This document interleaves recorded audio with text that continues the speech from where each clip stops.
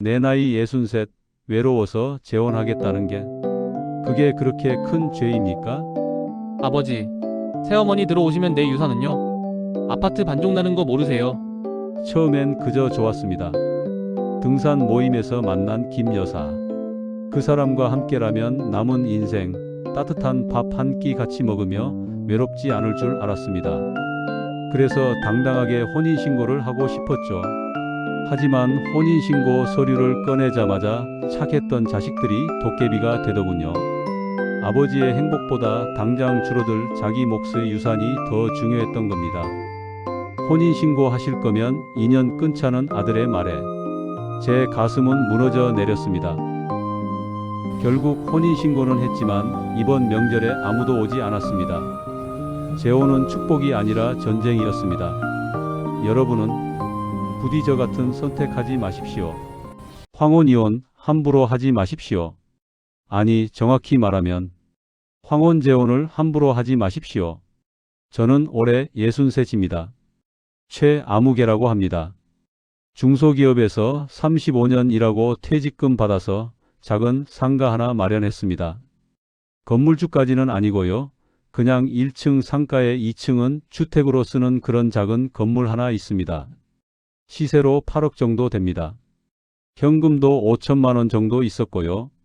매달 상가 월세로 200만 원씩 들어왔습니다. 나쁘지 않죠. 자식 둘 다 출가시키고 아내 없이 혼자 살기엔 충분했습니다. 그런데 문제는 혼자라는 게 참 외롭더라고요. 2021년 11월 아내가 갑자기 세상을 떠났습니다. 암이었습니다. 6개월 투병하다가 갔어요. 장례식장에서 딸애가 제 손 꼭 잡으면서 그랬습니다. 아빠, 우리가 있잖아요. 너무 슬퍼하지 마세요. 그때는 그 말이 위로가 됐습니다. 하지만 장례 끝나고 한 달 지나니까 딸도 아들도 자기 가정으로 돌아가더라고요. 당연한 겁니다. 애들도 먹고 살아야 하니까요. 그런데 저는 2층 방에 혼자 누워서 천장만 하루 종일 쳐다봤습니다. 밥을 해도 혼자 먹으니까 맛이 없고 TV를 봐도 재미가 없고 친구들 만나서 술 한잔하고 집에 오면 그 적막함이 미칠 것 같더라고요. 그래서 시작한 게 등산이었습니다. 2022년 3월부터 동네 등산 모임에 나갔어요. 처음엔 그냥 몸이나 좀 움직이자 싶어서 갔는데 거기서 사람들 만나니까 조금씩 살 것 같더라고요. 그리고 거기서 그 여자를 만났습니다. 김 씨라고 하겠습니다. 나이는 56살. 저보다 7살 어렸어요. 본인도 이혼녀였습니다. 전 남편이 사업 실패하고 바람까지 피워서 갈라섰다고 했어요. 자식은 아들 하나 있는데 군대 갔다 와서 지금 직장 다닌다고 했습니다. 처음엔 그냥 산 타면서 몇 마디 나누는 사이였어요. 그런데 어느 날 하산하고 나서 국밥집에서 밥 먹는데 그 여자가 혼자 앉아 있는 거예요. 저도 혼자였고요. 그래서 같이 드실래요? 했더니 좋다고 하더라고요. 그렇게 밥 한두 번 같이 먹다 보니까 자연스럽게 가까워졌습니다. 2022년 7월 저는 김 씨에게 정식으로 교제를 신청했습니다. 솔직히 말씀드리면 사랑이라기보다는 외로움이었습니다.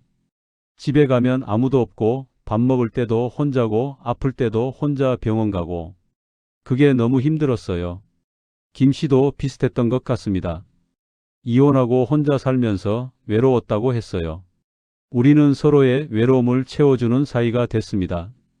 처음 6개월은 정말 좋았어요. 주말마다 같이 산 타고 맛집 다니고 영화도 보고 김 씨가 집에 와서 밥도 해주고 빨래도 해주고 아내가 살아있을 때처럼 집에 사람 사는 냄새가 나더라고요. 아, 이렇게 살면 되겠구나. 그렇게 생각했습니다. 2023년 1월 저는 김 씨에게 프로포즈를 했습니다. 우리 이제 나이도 있는데 제대로 같이 살아요. 혼인신고하고 제대로 부부로 살읍시다. 김 씨는 잠깐 망설이더니 좋다고 했습니다. 그런데 한 가지 조건을 달았어요. 저희 아들이 아직 결혼 안 했거든요. 결혼 자금이 좀 필요한데 3천만 원만 도와주실 수 있어요? 저는 그때 현금이 5천만 원 있었습니다. 3천만 원 주면 2천만 원 남는 거죠. 월세도 매달 200만 원씩 들어오니까 큰 문제 없다고 생각했어요. 그래요. 우리 가족 되는 건데 당연히 도와줘야죠. 그렇게 2023년 2월 저는 김 씨 아들 명의로 3천만 원을 계좌이체했습니다. 영수증, 차용증 그런 거 없었습니다. 가족 되는 사이인데 그런 것까지 챙기면 서로 기분 나쁘잖아요. 2023년 3월 저는 자식들에게 재혼 이야기를 꺼냈습니다. 아들, 딸 불러서 밥 먹으면서 조심스럽게 말했어요. 아빠가 좋은 사람 만났다. 혼자 살기 외로워서 재혼 생각하고 있어. 딸아이가 먼저 반응했습니다. 아빠 누구세요? 어떤 분이신데요?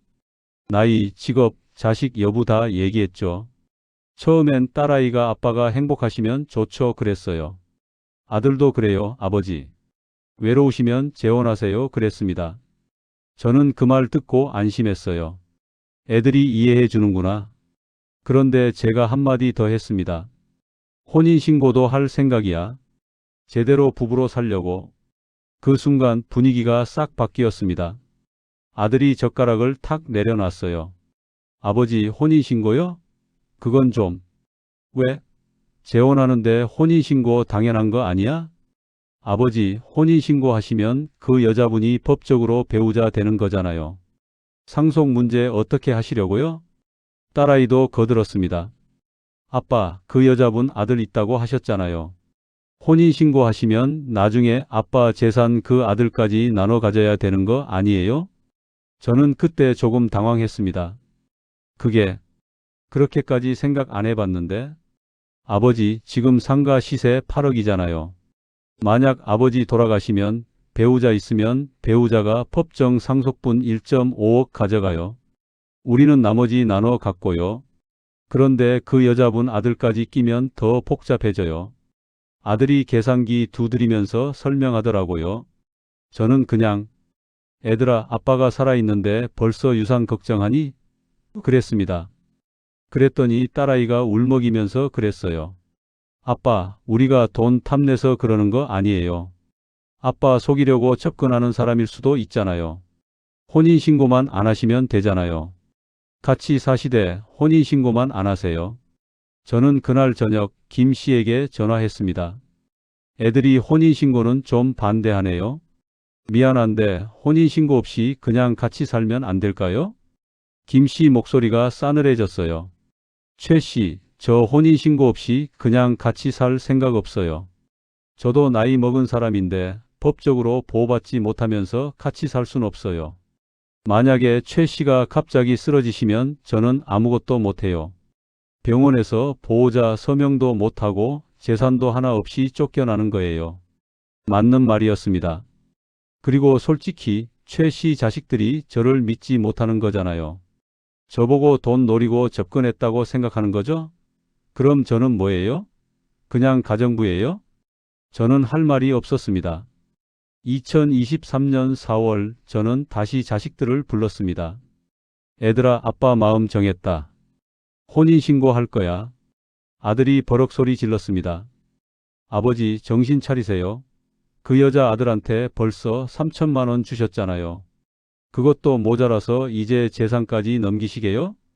그건 내가 준 거야. 가족 될 사람 도와주는 게 뭐가 잘못이야? 딸아이가 울면서 말했어요.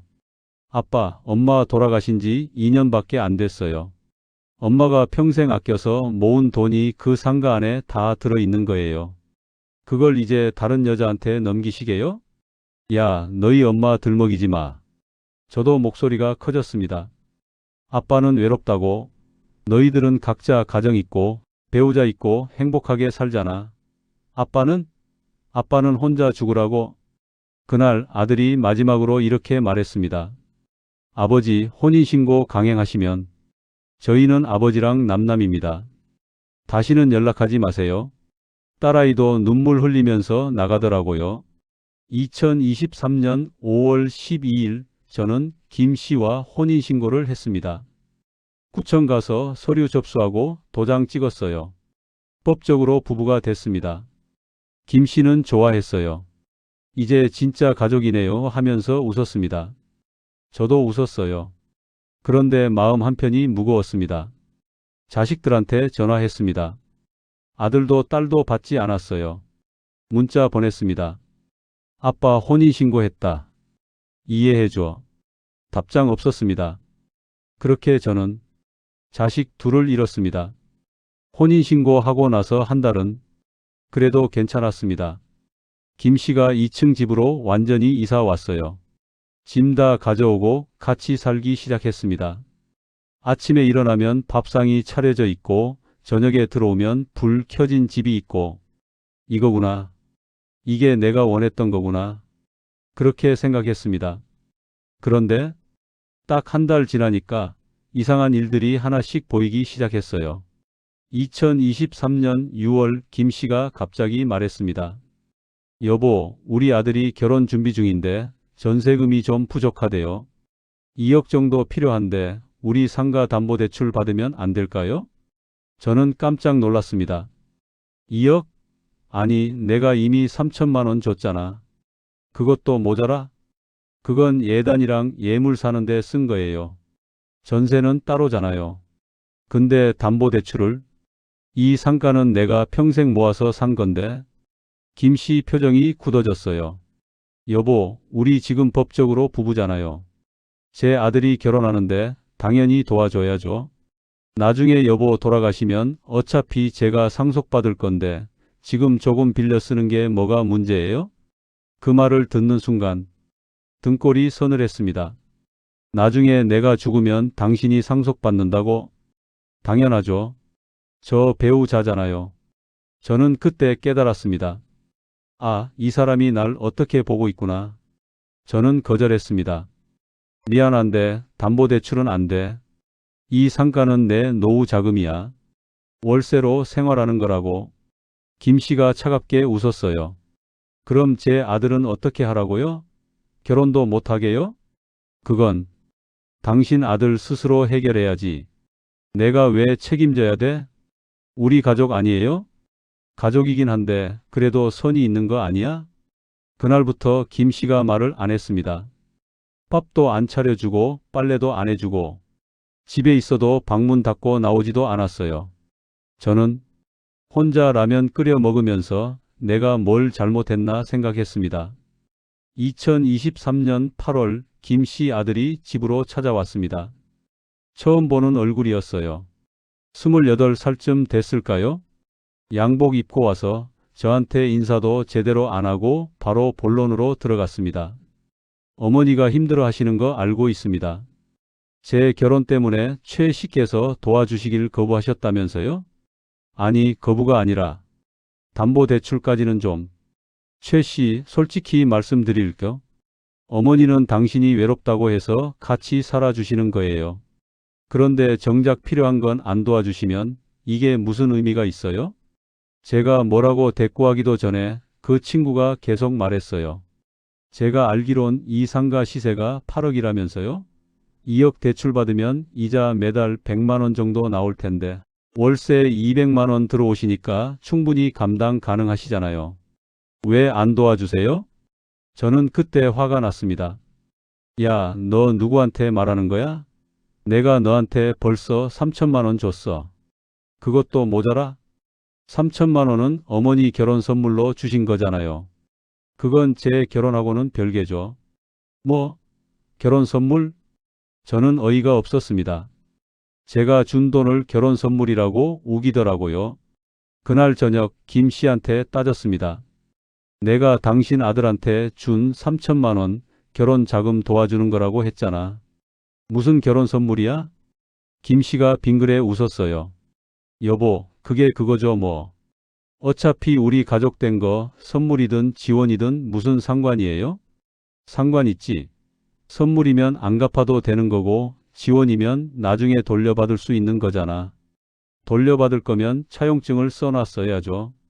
근데 차용증 없잖아요? 저는 할 말이 없었습니다. 맞습니다. 차용증 안 썼어요. 가족 되는 사이인데 그런 것까지 챙기면 서로 기분 나쁘다고 제가 그랬습니다. 그게 제 실수였습니다. 2023년 9월 저는 견디다 못해 변호사를 찾아갔습니다. 제가 재혼한 배우자 아들한테 준 돈 돌려받을 수 있나요? 변호사가 물었습니다. 차용증 있으세요? 없습니다. 증인 있으세요? 빌려준 거라는 증거? 없습니다. 그냥 계좌 이체로 보냈어요. 변호사가 고개를 저었어요. 어려울 것 같습니다. 증거 없이 현금 이체하면 법적으로는 증여로 간주될 가능성이 큽니다. 게다가 가족 간 거래면 더더욱 그렇고요. 그럼 제 3천만 원은 그냥 날아간 거예요?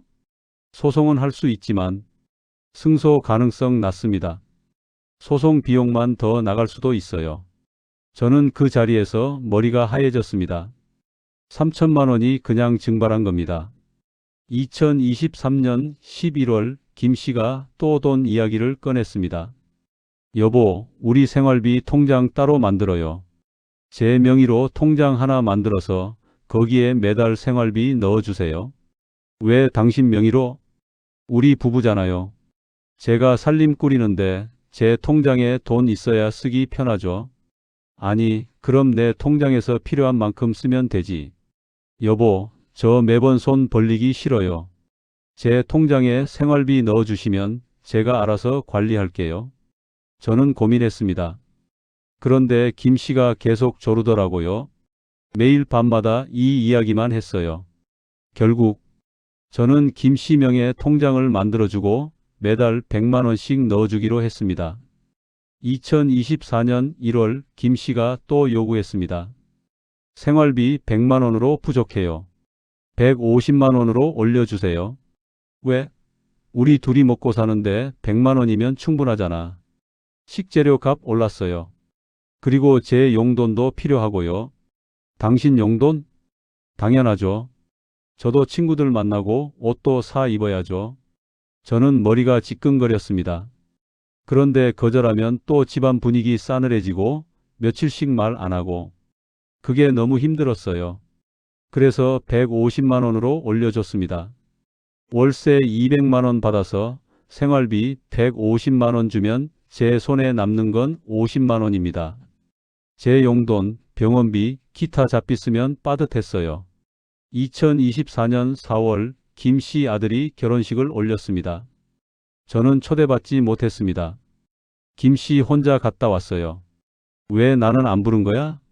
신랑 측 하객이 너무 많아서요. 자리가 부족했대요. 저는 그냥 웃었습니다. 쓴 웃음이었습니다. 제 돈 3천만 원 받아서 결혼한 놈이 저는 초대도 안 하더라고요. 2024년 7월 결정타가 왔습니다. 김 씨가 말했습니다. 여보, 우리 아들 부부가 아기 가졌대요. 근데 전세 계약 만료됐는데 집주인이 재계약 거절했어요. 급하게 집 구해야 하는데 전세금이 2억 5천에서 3억으로 올랐대요. 5천만 원 부족해요.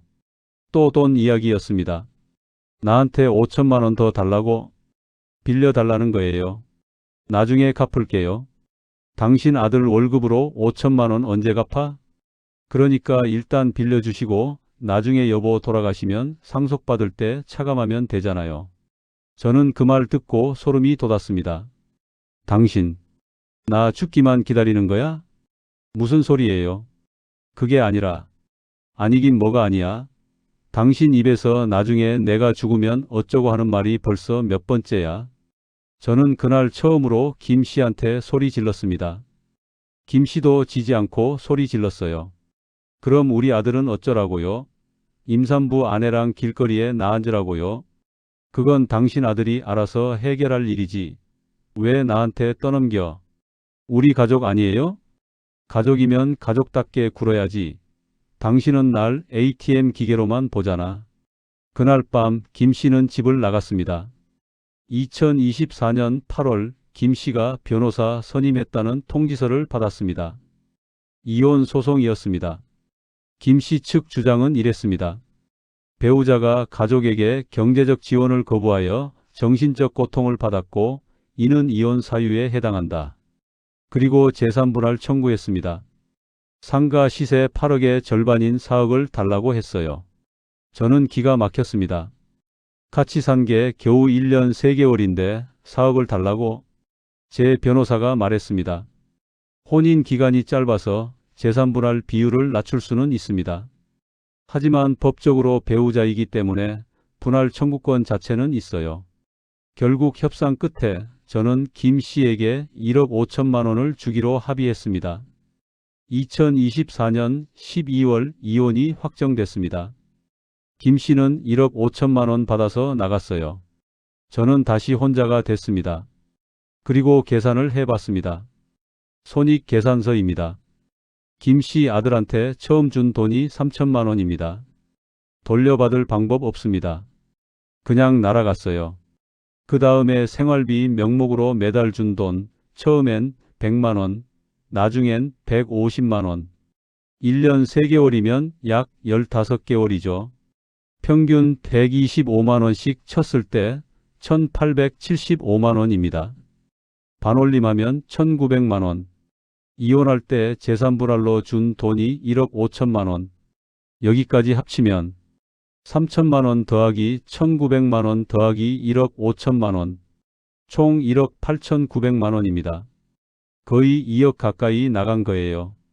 1년 3개월 동안 월세 수입은 매달 200만 원씩 15개월이니까 3천만 원 들어왔습니다. 그럼 순손실이 1억 8,900만 원 빼기 3천만 원, 1억 5,900만 원입니다. 제 현금 5천만 원은 진작에 바닥났고요. 상가담보대출 1억 원 받아서 이혼 합의금 치렀습니다.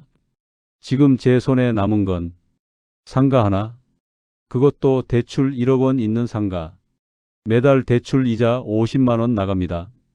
월세 200만 원 받아도 이자 50만 원 빠지면 150만 원 남고 거기서 생활비 쓰면 빠듯합니다. 그리고 자식 둘, 연락 끊긴 상태. 패인 분석을 해봤습니다. 첫째, 혼인신고를 너무 서둘렀습니다. 교제 6개월 만에 프로포즈하고 3개월 만에 혼인신고했어요.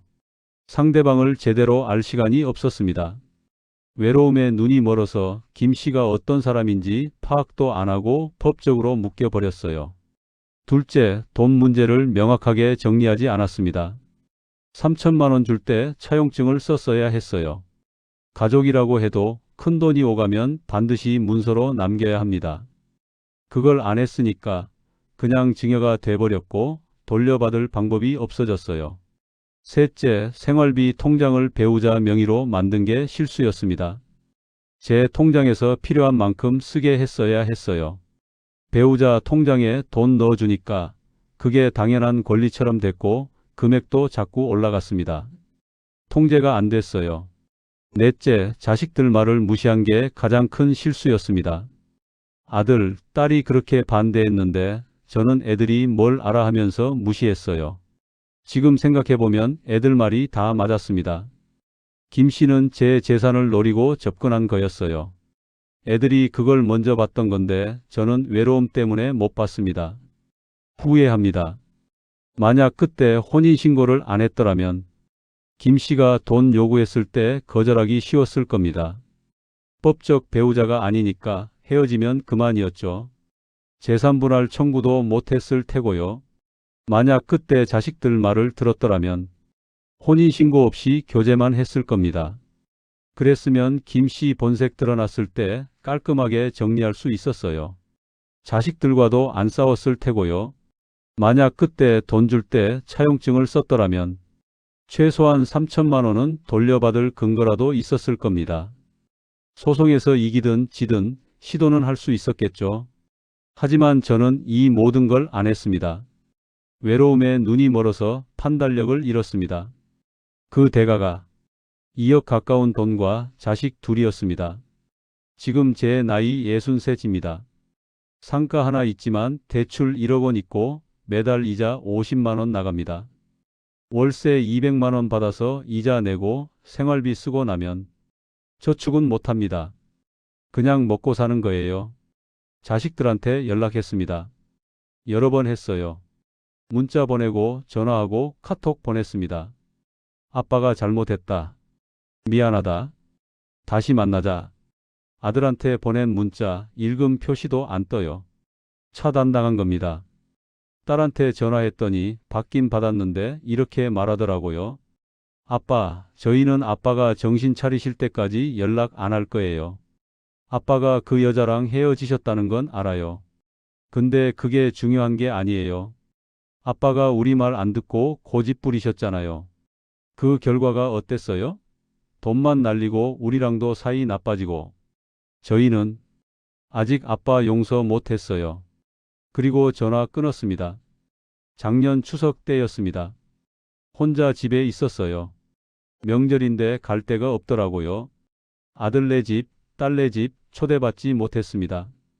TV 틀어놨는데 명절 특집 프로그램에서 가족들 모여서 웃고 떠드는 거 보니까 눈물 나더라고요. 내가 뭘 위해 이렇게 사나? 그런 생각 들었습니다. 외로움 때문에 재혼했는데 재혼 때문에 더 외로워졌어요. 돈도 잃고 자식도 잃고 남은 건 빚 있는 상가 하나와 비어있는 2층 집뿐입니다. 제가 왜 이 이야기를 하는지 아십니까? 여러분도 외로우실 겁니다. 배우자 잃으신 분들, 혼자 사시는 분들, 자식들 다 출가시키고 덩그러니 남으신 분들, 저도 그랬으니까 압니다. 그 외로움이 얼마나 견디기 힘든지 알아요. 아침에 눈 떠도 말 걸 사람 없고 밥 먹어도 혼자 먹고 밤에 누워도 옆에 아무도 없는 그 적막함. 미칠 것 같죠? 그래서 누군가 다가오면 그 사람이 천사처럼 보입니다. 이 사람이 내 외로움을 채워줄 거야.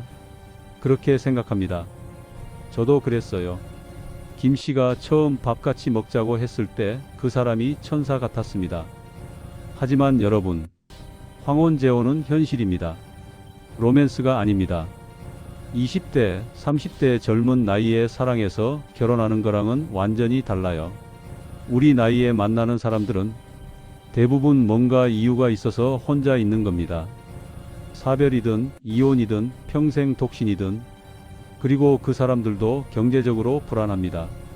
노후 자금 부족하고 자식 뒷바라지 해야 하고 빚 있는 경우도 많아요. 그런 상황에서 재산 있는 배우자 만나면 유혹이 생깁니다. 이 사람 재산 일부라도 내 것으로 만들 수 있지 않을까? 김 씨가 그랬던 것처럼요. 제가 드리고 싶은 조언은 딱 3가지입니다. 하나, 혼인신고는 절대 서두르지 마십시오. 최소 2년 아니 3년은 교제하면서 상대방 본 모습을 봐야 합니다. 처음 6개월, 1년은 누구나 좋은 모습만 보여줍니다. 본색은 그 다음에 드러나요. 돈 문제 생겼을 때 그때 진짜 모습 나옵니다. 둘, 큰돈 오갈 땐 반드시 차용증 쓰십시오. 가족이라고 해도 예외 없습니다. 아니, 가족이기 때문에 더 확실하게 해야 합니다. 나중에 관계 틀어졌을 때 그게 유일한 증거가 되거든요. 셋, 자식들 말 들으십시오. 특히 재산 문제에서 자식들이 반대하면 99%는 자식들이 맞습니다. 부모는 외로움 때문에 판단력이 흐려지지만 자식들은 냉정하게 봅니다. 제 경우처럼 자식들이 먼저 김 씨 본색을 봤어요. 저는 못 봤고요. 한 가지 더 말씀드리겠습니다. 만약 정말 재혼하고 싶으시다면 혼인신고 없이 사십시오. 동거라는 말이 거북하시면 사실혼 관계라고 하셔도 됩니다. 법적으로 부부 아니어도 같이 살면서 서로 의지하고 살 수 있어요. 차이는 딱 하나입니다. 상속권과 재산분할 청구권이 없다는 거. 그게 오히려 서로를 보호합니다. 상대방도 제 재산 노리고 들러붙을 이유가 없어지고 저도 언제든 깨끗하게 헤어질 수 있고, 진짜 사랑이라면 혼인신고 없어도 평생 함께 할 수 있습니다. 혼인신고 해야만 증명되는 사랑이라면 그건 사랑이 아니라 계약입니다. 저는 지금 이 집에 혼자 있습니다. 아들 목소리도 못 들은 지 1년 넘었고 딸은 가끔 문자 한 줄 보내는데 그것도 안부 묻는 정도예요. 밥 드세요, 건강하세요 이런 거. 아빠 보고 싶어 이런 말은 없습니다. 손주들 얼굴도 못 봅니다. 아들한테 아들 하나 있고 딸한테 딸 하나 있는데 사진으로만 봐요. SNS에 올린 거 몰래 캡처해서 저장해 놓고 밤에 그거 보면서 울었습니다. 내가 왜 이렇게 됐나? 만약 제가 그때로 돌아간다면 혼인신고 안 합니다. 김 씨하고 교제는 하되 법적으로는 남남으로 지냅니다. 돈 절대 안 줍니다. 김 씨 아들 결혼 자금 달라고 하면 거절합니다. 차갑게 들리겠지만 제 자식도 아닌데 왜 책임져야 합니까? 자식들한테 사과합니다. 애들아, 아빠가 외로워서 사람 만나긴 하는데 혼인신고는 절대 안 할게. 너희 유산 절대 안 건드릴 거야. 걱정하지 마. 그랬으면 지금 이렇게 안 됐을 겁니다. 황혼재혼. 달콤한 말로 포장되어 있지만 속은 쓰디쓴 현실입니다. 외로움은 일시적이지만 재산 손실과 가족 파탄은 영구적입니다. 여러분, 혼자 사는 게 외롭다고 해서 아무나 집에 들이지 마십시오. 외로움 달래려다가 평생 모은 재산 날리고 자식까지 잃으면 그게 진짜 지옥입니다. 저처럼 되지 마십시오. 오늘 저의 뼈아픈 고백이 여러분의 노후를 지키는 예방주사가 되었기를 간절히 바랍니다. 여러분이 눌러주시는 구독과 좋아요는 단순한 응원이 아닙니다. 저처럼 순간의 선택으로 평생 모은 돈을 날릴 뻔한 또 다른 가정을 구하는 가장 확실한 구조 신호가 됩니다. 한 분이라도 더 이 영상을 보고 멈출 수 있도록 여러분의 손끝으로 힘을 실어주세요. 감사합니다.